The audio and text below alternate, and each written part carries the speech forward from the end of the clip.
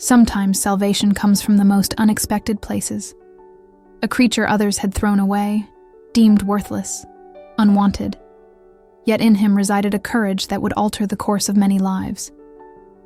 What invisible threads connect the abandoned to? Those who rescue them? This is a story about second chances, about how an act of mercy returned tenfold on the night when flames threatened to take everything. Listen closely to what happened when a family opened their door to a stray.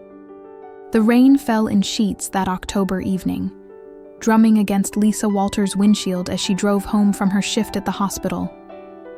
Her dark hair was pulled back in a messy bun, strands falling around her tired face.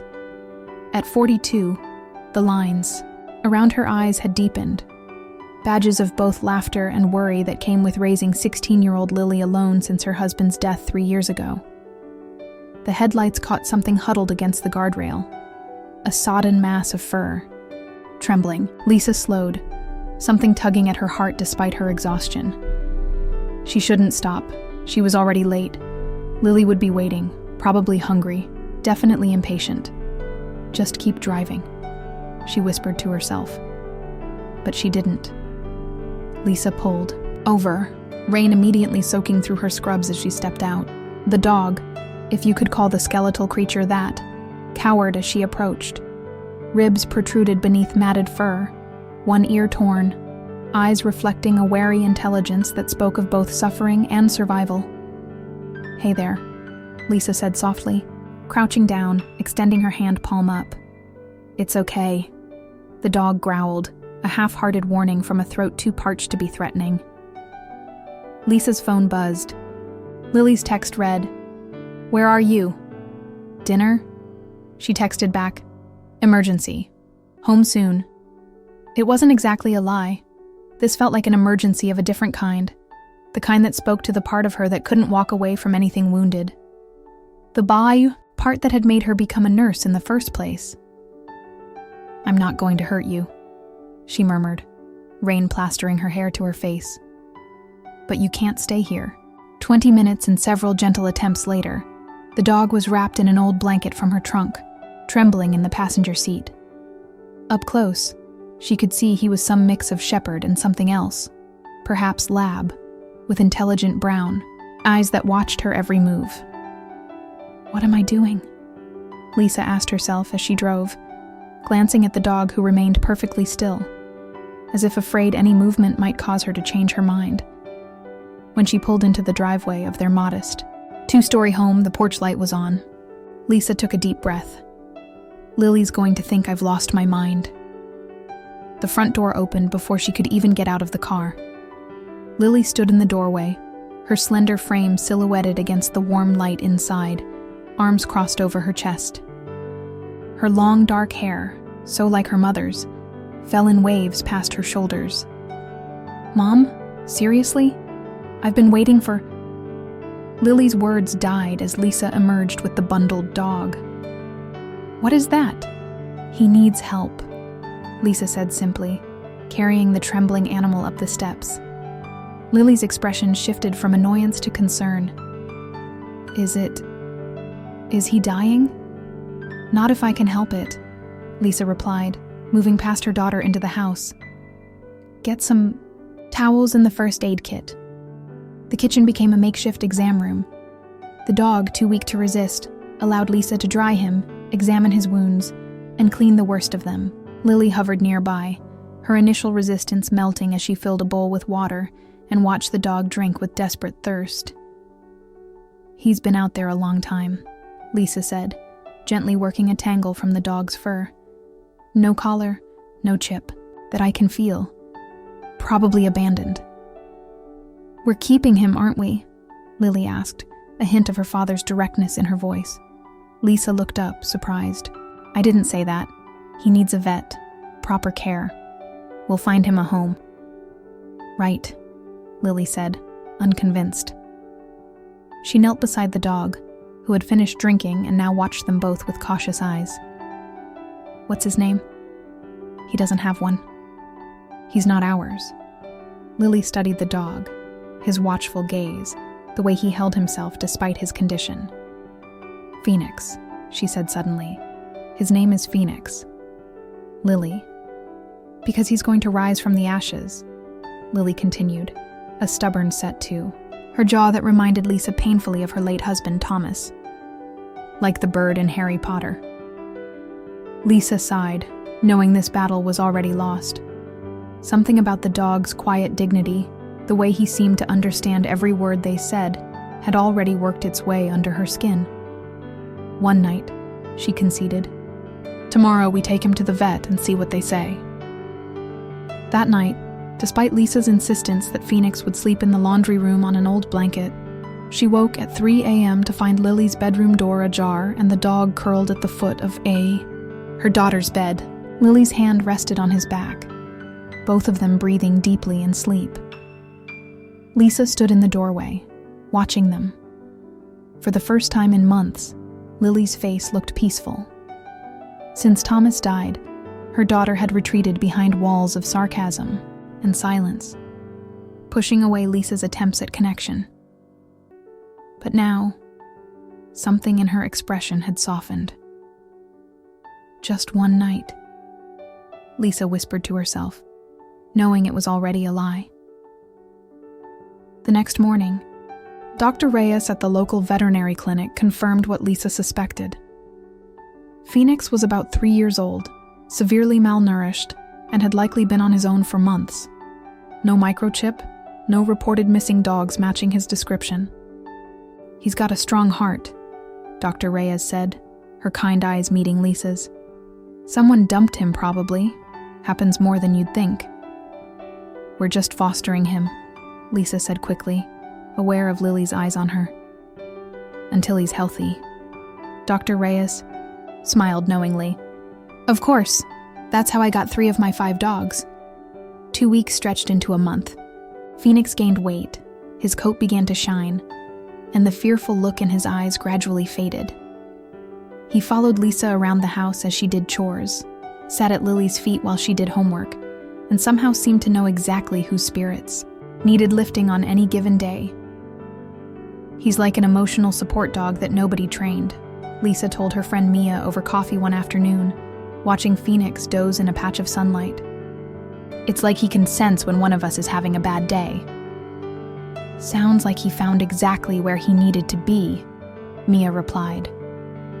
Lisa nodded, remembering how Phoenix had pressed against her legs last night when she'd found herself staring at Thomas's photo, tears streaming down her face. The dog had simply leaned his warm body against hers, offering silent companionship until the wave of grief had passed. What she didn't say was how Phoenix had changed something fundamental in their home. The silence that had grown between her and Lily since Thomas's death had begun to thaw. They talked more, about Phoenix at first, then gradually about other things. Small bridges being rebuilt, word by word. One evening, as autumn deepened toward winter, Lisa came home to find Lily and Phoenix in the backyard. Her daughter was throwing a tennis ball, laughing as the dog bounded after it with newfound energy. The sound of Lily's laughter, so rare these days, made Lisa pause in the doorway, her heart catching. "He's ours now, isn't he?" Lily asked later.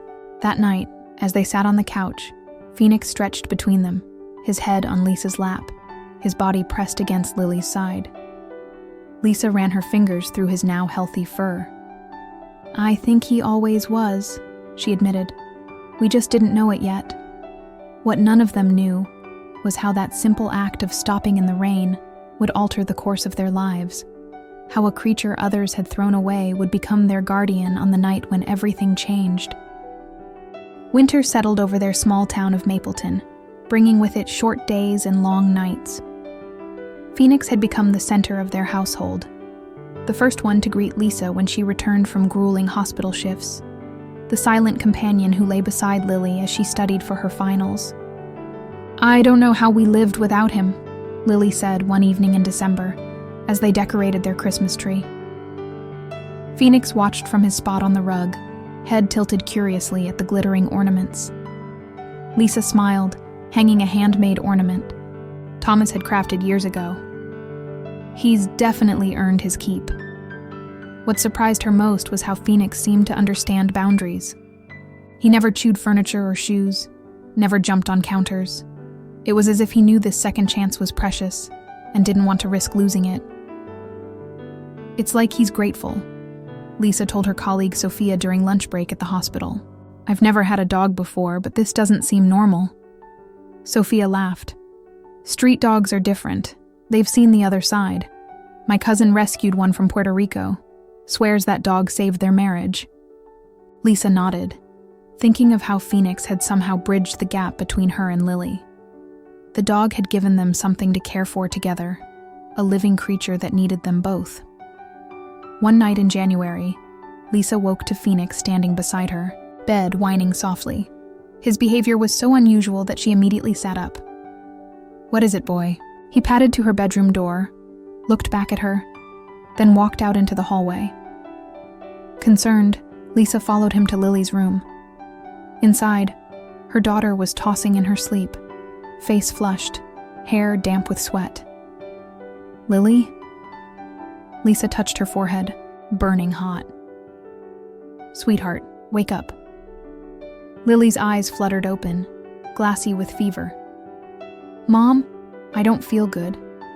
The thermometer read 103.8. Phoenix stayed by Lily's side while Lisa got medicine, water, cool compresses. Throughout the night, as Lisa dozed in the chair beside Lily's bed, Phoenix remained alert, occasionally nudging Lisa awake when Lily's fever spiked again. By morning, the fever had broken. Lisa stroked Phoenix's head, his brown eyes watching her with that uncanny intelligence. "How did you know?" she whispered.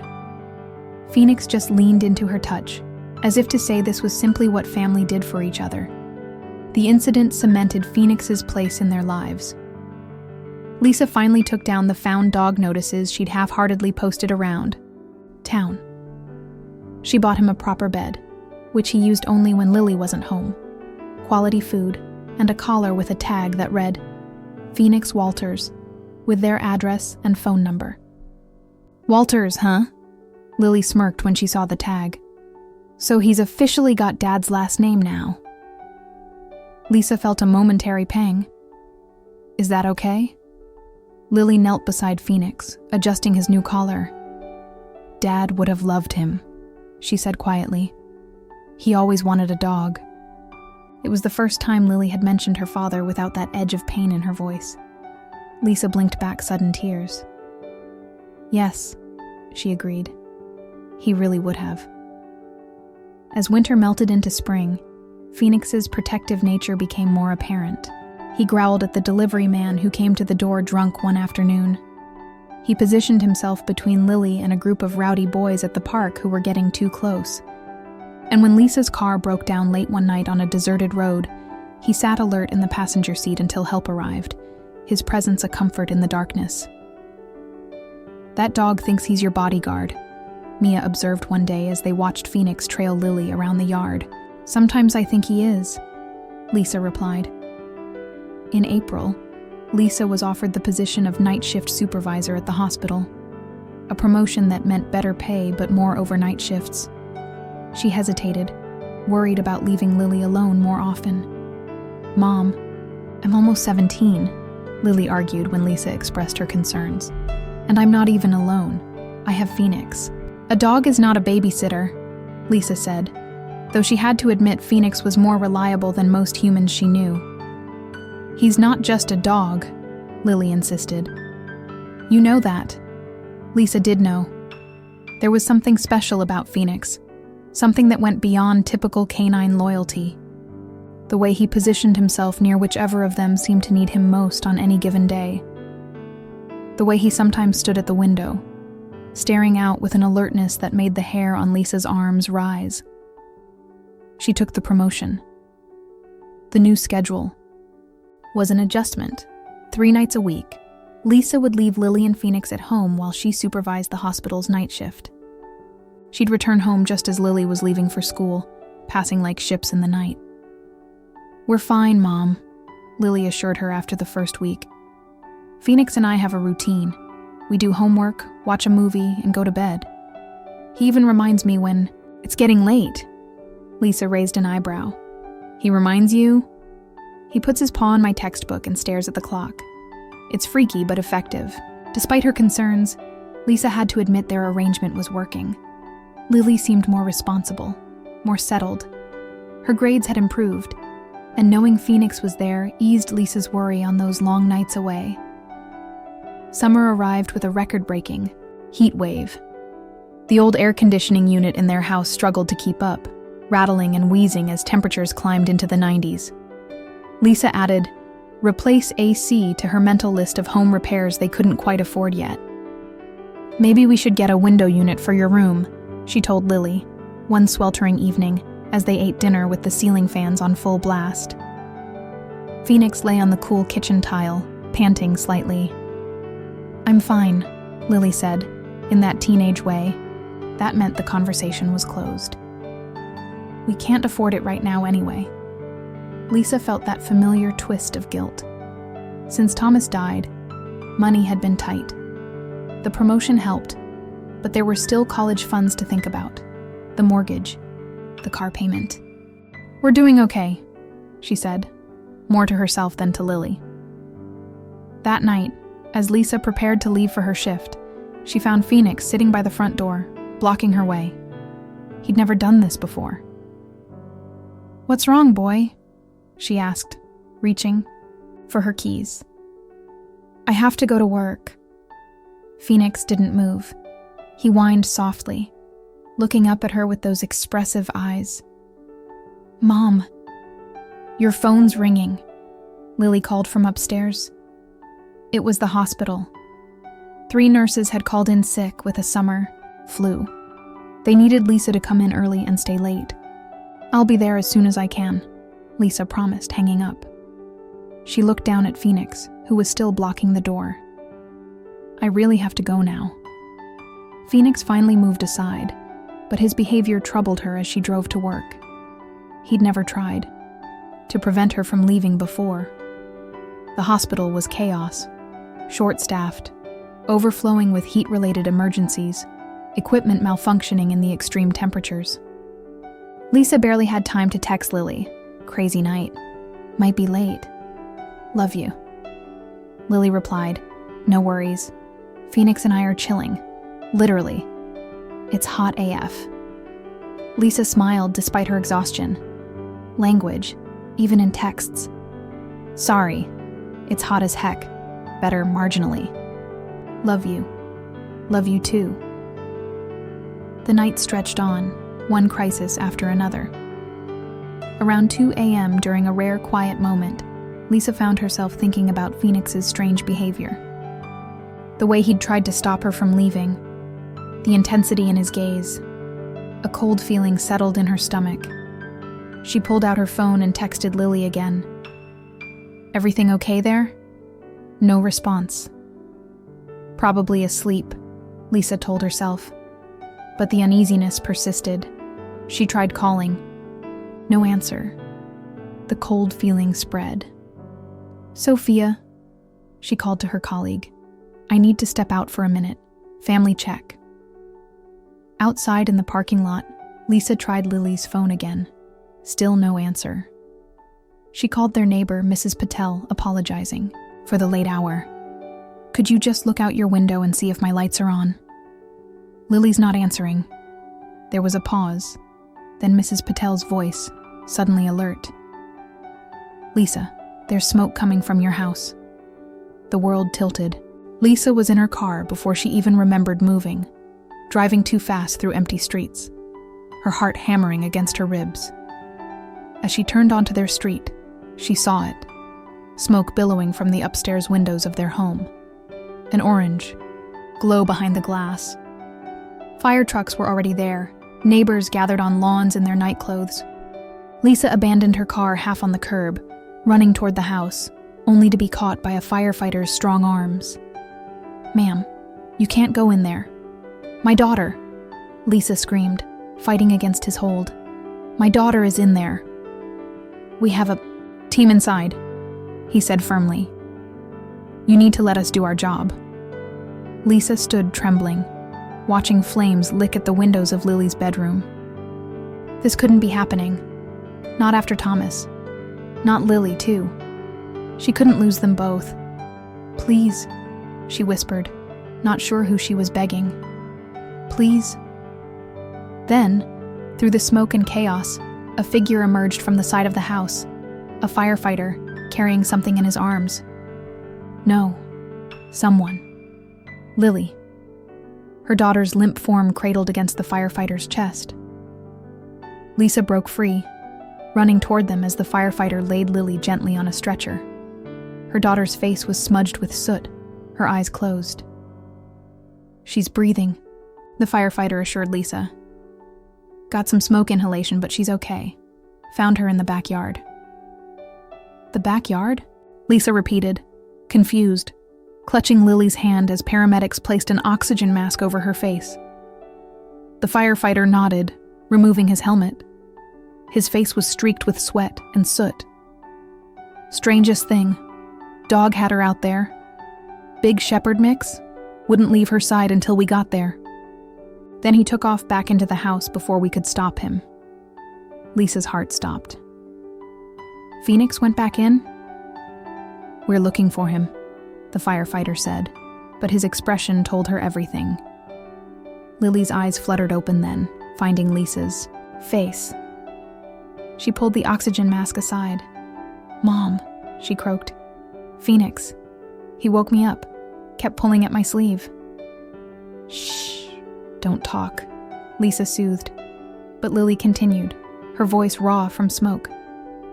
"He dragged me out the back door. I was so confused. Then I saw the smoke." Her eyes filled with tears. "He went back in. I tried to stop him, but he went back in." Lisa held her daughter close, watching over her shoulder as flames engulfed the second story of their home. Everything they owned was in that house. Every photo of Thomas, every memory. But Lily was safe, because of Phoenix. "He saved me, Mom," Lily whispered against her shoulder. He knew. The firefighters battled the blaze for hours. Lisa sat in the back of an ambulance with Lily, who refused to be taken to the hospital despite the paramedics' concerns. "I'm not leaving until we know about Phoenix," she insisted, her voice hoarse, from smoke. Dawn was breaking when the fire chief approached them, his face grim beneath his helmet. "We've got the fire contained. Electrical fault in the old wiring, looks like. Started in the wall behind your daughter's room." Lisa nodded numbly. The ancient wiring. Another repair she'd postponed. "The second floor is mostly gone," he continued. "First floor has severe water and smoke damage." "And Phoenix?" Lily asked, leaning forward. "Did you find him?" The fire chief's expression softened. "I'm sorry. No sign of the dog yet." Lily's face crumpled. Lisa pulled her close, feeling her daughter's body shake with silent sobs. "We'll keep looking," the chief promised, but his tone held little hope. Mrs. Patel offered them her guest room. Lisa accepted gratefully, though neither of them could sleep. They sat together on the unfamiliar bed, Lily curled against Lisa's side like she hadn't done since she was small. "He knew, Mom," Lily whispered. "He knew the fire was coming. That's why he tried to stop you from leaving." Lisa remembered Phoenix blocking the door, his unusual behavior. The thought sent a chill through her despite the summer heat. "He kept pawing at my face until I woke up," Lily continued. "The smoke alarm never went off. By the time I could smell anything, the hallway was already full of smoke." Her voice broke. "He pushed me toward the window, but I was so confused. When I wouldn't move, he just grabbed my sleeve and pulled me down the stairs." Lisa closed her eyes, picturing it. Phoenix, understanding the danger, forcing Lily to safety. "Why did he go back in?" Lily asked, the question that had been haunting them both. Lisa had no answer. The insurance company put them in a small rental apartment while they processed the claim. The community rallied around them. Clothes, gift cards, furniture. Lisa's colleagues at the hospital organized a fundraiser. Lily's school counselor arranged for emergency replacement of her textbooks and laptop, but the absence of Phoenix left a hole that nothing could fill. Every day after the fire, Lily returned to the charred remains of their house, calling Phoenix's name, searching the neighborhood. Lisa tried to prepare her for the worst, but Lily refused to give up. "He's out there," she insisted. "I can feel it." 2 weeks after the fire, Lisa was sorting through the few possessions they'd managed to salvage when her phone rang. An unfamiliar number.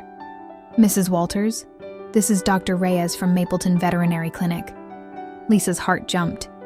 "Yes, there's a dog here, brought in by animal control.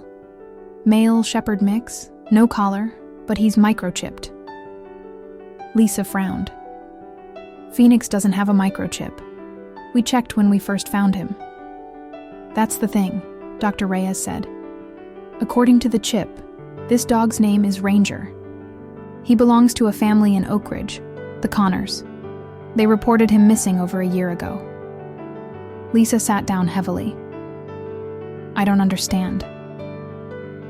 "The dog matches your description of Phoenix. He was found about 20 miles from your house, severely dehydrated, burns on his paws and side. He's been treated at the county shelter, but when they scanned him and contacted the owners, well, the Connors asked if he could be the same dog that saved a girl from a fire. Your story made the local news." Lisa's mind raced. Phoenix, or Ranger, had belonged to someone else all along. Someone who had been missing him, searching for him. Is he okay?" she managed to ask. "He's recovering. The burns will heal. He's lost weight again, but he's stable." Dr. Reyes paused. "The Connors are on their way here now. They've been looking for him for 14 months. After hanging up, Lisa sat motionless, the phone still in her hand. How could she tell Lily? Their dog, the dog who had saved her life, had another family, another name, another home. She didn't have to tell her. Lily was standing in the doorway, her face pale. "Phoenix belongs to someone else?" she asked, her voice small. Lisa nodded slowly. "His name is Ranger. He's been missing for over a year." "So they just lost him? Left him to become a stray?" Anger flashed in Lily's eyes. "We don't know what happened," Lisa said gently, "but they've been looking for him all this time." Lily's face hardened. "He's ours now. He chose us." "Lily, he saved my life, Mom. Doesn't that mean anything?" It meant everything, but Lisa knew what they had to do. The veterinary clinic was quiet when they arrived. Dr. Reyes met them at the door, her expression sympathetic. "The Connors are in the back room with him," she said. "They've asked to meet you." Lisa nodded, her throat tight. Beside her, Lily stood rigid, her jaw set in that stubborn way that reminded Lisa so much of Thomas. Dr. Reyes led them through the clinic to a small room at the back. Inside, a man and woman sat on the floor beside a dog bed where Phoenix, Ranger, lay, his side bandaged, his eyes closed. The woman looked up as they entered, her face tear-streaked but smiling. "You must be Lisa and Lily," she said softly. "I'm Kate Connor. This is my husband, Michael." Michael stood, extending his hand. "We can't thank you enough for saving Ranger, for taking care of him all these months." Lisa shook his hand automatically, but her eyes were on the dog. Phoenix looked smaller somehow, vulnerable with his bandages and IV line. At the sound of their voices, his eyes opened. When he saw Lisa and Lily, his tail thumped weakly against the bed. Lily made a small, broken sound and dropped to her knees beside him. "Phoenix," she whispered, burying her face in his fur. Kate Connor watched, her expression a mixture of joy and pain. "He knows you," she said quietly. "Of course he does. You're his heroes too."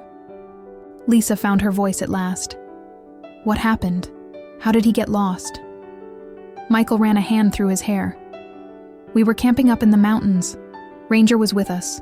He's always been good off leash. But there was a thunderstorm, sudden and violent. He bolted. We searched for days, put up flyers everywhere, called every shelter within 100 miles. We never stopped looking, Kate added. He was our first baby. We got him before the kids were born. Kids? Lisa asked. Kate nodded. Twin boys. They're 6 now.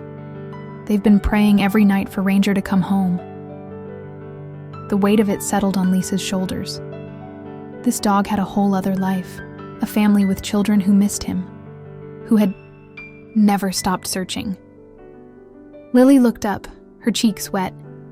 He saved my life, she said to the Connors. There was a fire. He woke me up, made me get out. Then he went back inside. We thought... Her voice broke. Kate moved beside Lily, putting an arm around her shoulders. That sounds like Ranger. He was trained as a service dog originally, before we adopted him. Search and rescue. He can sense things other dogs can't. The fire department said he must have gotten out through the basement window, Michael added. It was broken in the back. That's probably how he escaped. Lisa watched as Phoenix, Ranger, looked between them all, his intelligent eyes taking in the faces of both families who loved him. There was recognition there, connection to both worlds. He belongs with you, Lisa said finally, the words like glass in her throat. He's your dog. He always was. Mom? No, Lily protested, but Lisa continued. He found his way to us when we needed him most. Maybe that was always the plan. But his journey started with you, and that's where it should continue. Kate's eyes filled with tears. After what he did for your daughter, we couldn't just take him back. That's why we wanted to meet you, to figure out what's right. He saved Lily's life, Lisa said. How can we keep him from the family that raised him to be the kind of dog who would do that? The room fell silent, except for the soft sound of Phoenix's, Ranger's, breathing. He watched them all, as if understanding the weight of the moment. Then Michael Connor spoke. What if we shared him? Everyone turned to look at him. I mean it, he continued. We live in Oak Ridge. It's only 40 minutes away. What if Ranger spent time with both families? He clearly loves you both. Is that even possible? Lisa asked, looking at Dr. Reyes. The veterinarian shrugged. It's unusual, but not unheard of. Dogs are adaptable, especially one as intelligent as this guy. Like joint custody, Lily said, slowly, hope dawning in her eyes. Exactly, Kate agreed. The boys are in school during the week. Maybe Ranger could stay with you Monday through Thursday, and with us on weekends. We could meet halfway for the handoffs. It was unconventional. It might not work. But as Lisa looked at her daughter's face, at the dog who had changed both their lives, she knew they had to try. I think Phoenix, Ranger, deserves to be with all the people who love him, she said. Later, as they prepared to leave, allowing Ranger to rest and continue healing, Kate pulled Lisa aside. There's something else. You should know, she said quietly. Something about Ranger. Lisa waited, a knot forming in her stomach.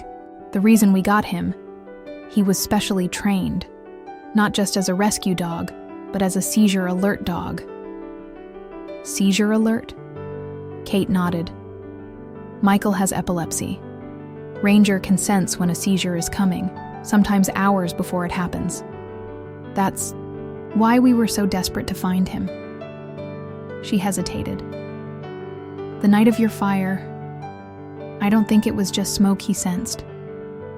Lisa thought about Phoenix blocking the door, trying to prevent her from leaving. His unusual alertness that entire day. You think he knew the fire was coming, before it even started? These dogs have abilities we don't fully understand, Kate said. Ranger always knew when something was wrong, sometimes before we did. She squeezed Lisa's arm. I believe he was meant to find you, to be there that night." As they drove back to their temporary apartment, Lily was quiet, processing everything. "Do you think it will work?" she finally asked. "Sharing him?" Lisa thought about the Connors, their genuine love for the dog, their willingness to find a solution that honored both connections. "I think," she said carefully, "that Phoenix, or Ranger, has enough love for two families. And I think he brought us together for a reason." Lily nodded, looking out the window. "It's weird to think of him having this whole other life, this other name." "Maybe that's true for all of us," Lisa suggested. "We're different people in different contexts, with different people who love us. Like how you're Nurse Walters at the hospital, but just Mom to me." "Exactly." Lily was quiet again. Then, "I still think of him as Phoenix." Lisa smiled. "I think he answers to both names now, just like he belongs to both families." What they didn't know then, couldn't have known, was how this unusual arrangement would transform not just their lives, but the lives of the Connors as well. How a dog with two names would build a bridge between two families who needed each other in ways they had yet to discover. 3 months after the fire, Lisa and Lily moved into a small house on the edge of Mapleton. The insurance settlement had finally come through, not enough to rebuild their old home, but sufficient for a down payment on this modest ranch-style house with a fenced backyard. "It's perfect for Phoenix days," Lily said as they carried in boxes. They still called him Phoenix among themselves, though they were careful to use Ranger when the Connors were present. The shared custody arrangement had evolved into something neither family could have predicted. Every Monday, Lisa would meet Kate Connor at a coffee shop halfway between their towns to exchange the dog and catch up. What began as awkward small talk had gradually developed into genuine friendship. "I never thought I'd be co-parenting a dog with strangers," Kate had laughed during one of their handoffs. "But it feels right, doesn't it?" It did feel right.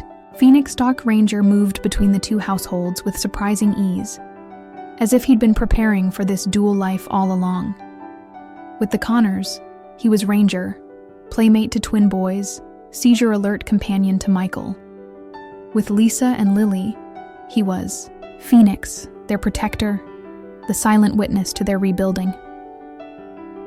On this particular Thursday evening in late autumn, Lisa watched from the kitchen window as Lily threw a ball for Phoenix in their new backyard. Her daughter's laughter floated through the open window, a sound that had once been rare, but was becoming wonderfully common. Lisa's phone buzzed with a text from Kate. "Michael had a small seizure this morning. Ranger was agitated all night. Tried to warn us.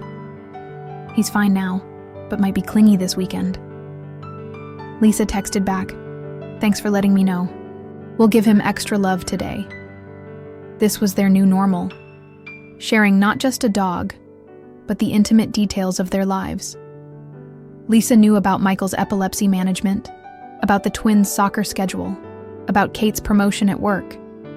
In turn, the Connors knew about Lily's college applications, about Lisa's shift changes, about their slow process of replacing what the fire had taken. The doorbell rang. Lisa wiped her hands on a dish towel and went to answer it, surprised to find Michael Connor standing on her porch, holding a large cardboard box. "Michael, is everything okay?" She glanced past him, looking for Kate and the twins. "Everything's fine," he assured her quickly. "I was in town for a doctor's appointment and thought I'd drop this off." He hefted the box. "Kate and I were cleaning out the garage and found some of Ranger's old things. Thought you and Lily might want them." Lisa invited him in, calling Lily and Phoenix from the backyard. The dog bounded in first, his whole body wiggling with excitement at seeing Michael. "Hey, buddy." Michael knelt to greet him, receiving enthusiastic face licks in return. "Miss me already? You'll be home tomorrow." Home. The word hung in the air, complex in its simplicity. Phoenix had 2 homes now, 2 families, 2 names. Lily appeared in the doorway, slightly breathless from playing. "Hi, Mr. Connor." "Michael, please," he reminded her with a smile. "I brought some things for you guys." They gathered around the kitchen table as Michael opened the box. Inside were dog toys, an extra leash, a plush bed. "His training certificates are in here too," Michael said, pulling out a folder. "Thought you might want to know exactly what he's capable of." Lisa leafed through the documents, impressed. Search and rescue, seizure alert, disaster response. He's basically a superhero. "That's what the boys call him," Michael agreed. "Especially after what he did for Lily." At the bottom of the box was a photo album. Michael hesitated before handing it to Lily. "This is Ranger's life before he became Phoenix too." Lily opened it carefully. Inside were photos of a younger Phoenix with the Connor family, playing with the twins as toddlers, hiking in the mountains, sleeping on their couch. "He was so loved," Lily said softly. "Still is," Michael replied. "Just by more people now." As they looked through the album together, Phoenix settled between Lily and Michael, his chin resting on Lily's knee, his tail occasionally thumping against Michael's leg. "Kate and I were talking," Michael said after a while. "Thanksgiving is coming up. We thought maybe you and Lily would want to join us. That way Phoenix, Ranger, doesn't have to choose which family to spend it with." Lisa looked up, surprised. "You want us to come for Thanksgiving?" Michael nodded. "The boys keep asking when they'll get to meet Phoenix's other family. And after everything we've shared these past months, it just seems right." Lisa glanced at Lily, who was still absorbed in the photo album. "What do you think, sweetheart? Thanksgiving with the Connors?" Lily looked up, then at Phoenix, who was watching her with those intelligent eyes. "I'd like that," she said. "It's what he would want." Michael laughed. "Sometimes I think he planned all of this. Getting lost, finding you, bringing us together." "Maybe he did," Lisa said, only half joking. After everything Phoenix had done, it didn't seem so far-fetched. After Michael left, promising to finalize Thanksgiving plans with Kate, Lisa found Lily sitting on the back porch steps, Phoenix beside her. The evening air was crisp with approaching winter, the sky deepening to indigo. "You okay with all this?" Lisa asked, sitting beside her daughter. The Connors, sharing Phoenix, Thanksgiving. Lily was quiet for a moment. "I used to think losing Dad was the worst thing that could happen to us," she said finally. "Then the fire happened, and I thought losing Phoenix was the worst thing. But he wasn't really lost." "No," Lisa agreed. "He was finding his way back to his first family. And bringing us with him," Lily added. She leaned against Lisa's shoulder, something she'd started doing more often since the fire. "It's like we're not just us anymore. We're part of something bigger." Lisa put her arm around her daughter, feeling the truth of her words. The Walters and the Connors, two families connected by one extraordinary dog. Different pieces of a puzzle that somehow fit together. "Dad would have liked them," Lily said softly. "The Connors." "Yes," Lisa agreed, her throat tight. "He would have." Phoenix shifted, laying his head across both their laps, as if to physically connect them. In the gathering darkness, his eyes reflected the porch light, wise and watchful. Weekend before Thanksgiving, an early snowstorm hit the region. Lisa was working an overnight shift when her phone lit up with a text from Kate. "Roads closing between Oak Ridge and Mapleton. Can't make Monday handoff. Keep Phoenix until weather. Clears?" Lisa texted back her agreement, then paused, looking at the message. She'd written Phoenix without thinking, not Ranger. These days, the names had become almost interchangeable between the families, a private acknowledgement that he was both, somehow, two identities contained within one loyal heart. When she arrived home Sunday morning, exhausted from her shift, she found Lily and Phoenix curled up on the couch, both fast asleep. An open textbook lay across Lily's lap, a college application half completed on her laptop. Phoenix's head rested on her knee, his body curved protectively around her. Lisa stood watching them, overwhelmed by a sudden wave of gratitude. For this dog who had saved her daughter's life. For the strange, beautiful extended family they'd gained. For the way life could surprise you with gifts disguised as losses. Phoenix opened one eye, regarding her silently, then closed it again, content in his certainty that all was as it should be. Thanksgiving Day dawned clear and cold. Lisa and Lily drove the 40 minutes to Oak Ridge with Phoenix in the back seat, a homemade pumpkin pie and a bottle of wine on Lily's lap. "Nervous?" Lisa asked, noticing Lily's fingers tapping against the pie container. "A little," Lily admitted. "It's weird, right? Spending a holiday with people we only know because of a dog?" "Weirder things have happened," Lisa said, "like a stray dog saving you from a fire." The Connors home was a cheerful 2-story colonial with a tire swing hanging from an oak tree in the front yard. Phoenix, Ranger here, began whining excitedly as they pulled into the driveway. "He knows where he is," Lily observed.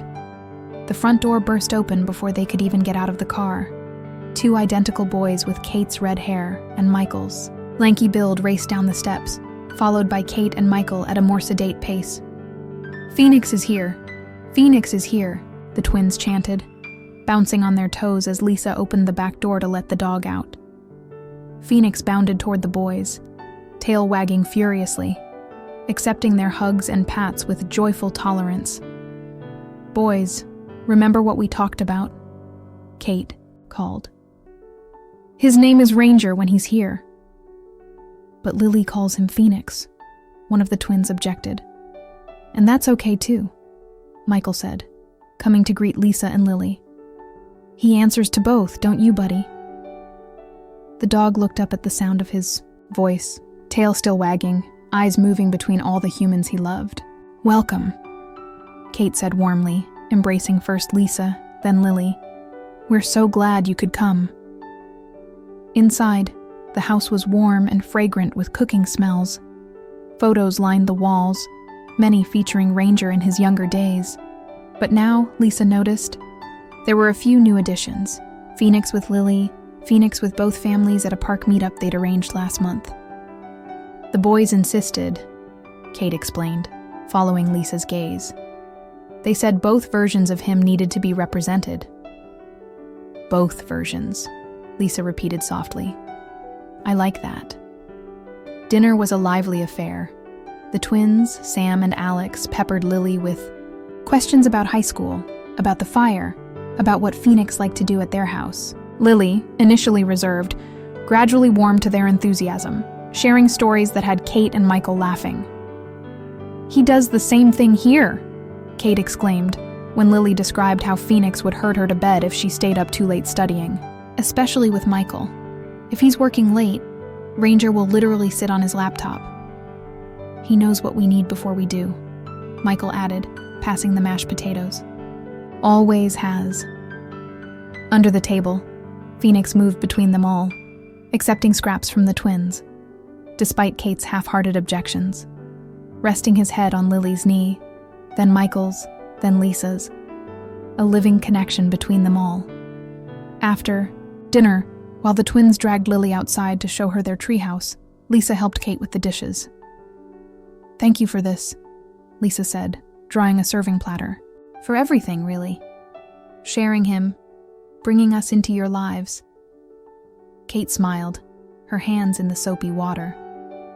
"You know, when we first got that call about Ranger being found, I was ready to just bring him home and never let him out of my sight. Again. But then we heard what he did for Lily." She shook her head. "How could we separate him from someone he loved enough to run back into a burning building for?" "I still wonder why he did that," Lisa admitted. "What made him go back in?" "Michael has a theory," Kate said, lowering her voice slightly. He thinks Ranger was looking for you. Lisa stilled. Me? Kate nodded. You weren't home. Ranger got Lily out, but you were missing. Michael thinks he went back to find you. The thought sent a chill through Lisa. The idea that Phoenix had risked his life not just once but twice that night, returning to the flames to search for her. He's special, Kate continued. More than just a good dog. The trainer who worked with him for Seizure Alert said he'd never seen a dog with such intuition, such purpose. Through the window, they could see Lily in the backyard with the twins and Phoenix, all four of them engaged in an elaborate game of fetch. Lily was laughing, her face more open and carefree than Lisa had seen in years. I used to worry about Lily all the time, Lisa said quietly. After her father died, she just withdrew. I was losing her inch by inch and I didn't know how to reach her. And then Phoenix found you, Kate finished.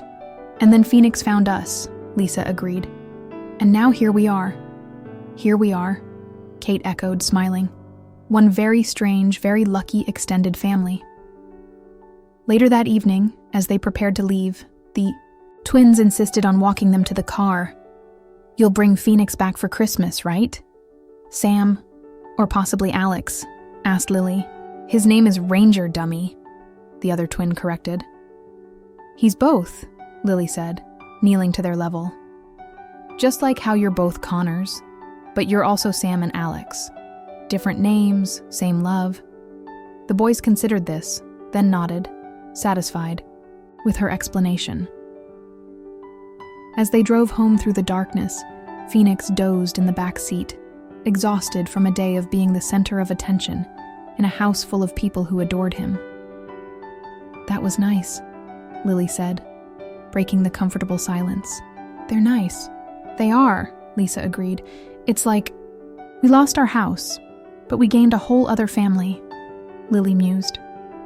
Is that weird to say? Not weird at all, Lisa assured her. I was thinking the same thing. They drove in silence for a while longer, the headlights cutting through the darkness, the stars bright overhead. Mom, Lily said finally. I've been thinking about what to study in college. Oh? Lisa had been careful not to press, knowing how much Lily valued her independence. I want to be a veterinarian, Lily said. Or maybe work in animal rescue. Because of Phoenix. Lisa smiled, glancing in the rearview mirror at the sleeping dog. I think that's perfect. He changed everything, Lily said softly. Just by being who he is. In the back seat, Phoenix opened his eyes briefly, as if acknowledging her words, then settled back into sleep, secure in the knowledge that his work, at least this part of it, was complete. Two families, once strangers, now connected. A daughter, finding her path forward. A mother, learning to let go. And at the center of it all, a dog with two names and one extraordinary heart, who had known all along what they needed. Each other. As they turned onto their street, Lisa thought about the strange winding path that had led them here, how a moment of compassion on a rainy night had set in motion events she could never have imagined. How sometimes salvation came in the most unexpected forms. We're home, Phoenix, Lily said softly as they pulled into the driveway. The dog lifted, his head, fully awake now, his eyes reflecting the porch light Lisa had left on, a beacon guiding them back. Home, one of two, both equally true. Phoenix stretched and yawned, then sat up, looking between them with that intelligent gaze that seemed to hold all the wisdom in the world. Whatever name they called him, whatever house he slept in, his purpose remained the same: to protect, to connect, to love, to be the bridge between worlds that only seemed separate, but were, in truth, parts of the same greater whole. As they walked together toward the house, Phoenix trotting between them, Lisa felt a sense of completion she hadn't experienced since Thomas died. Not an ending, but a circle closing, then opening again in a new direction. One chapter finished, another beginning, and Phoenix, their guardian, their guide, leading the way forward, one paw print at a time.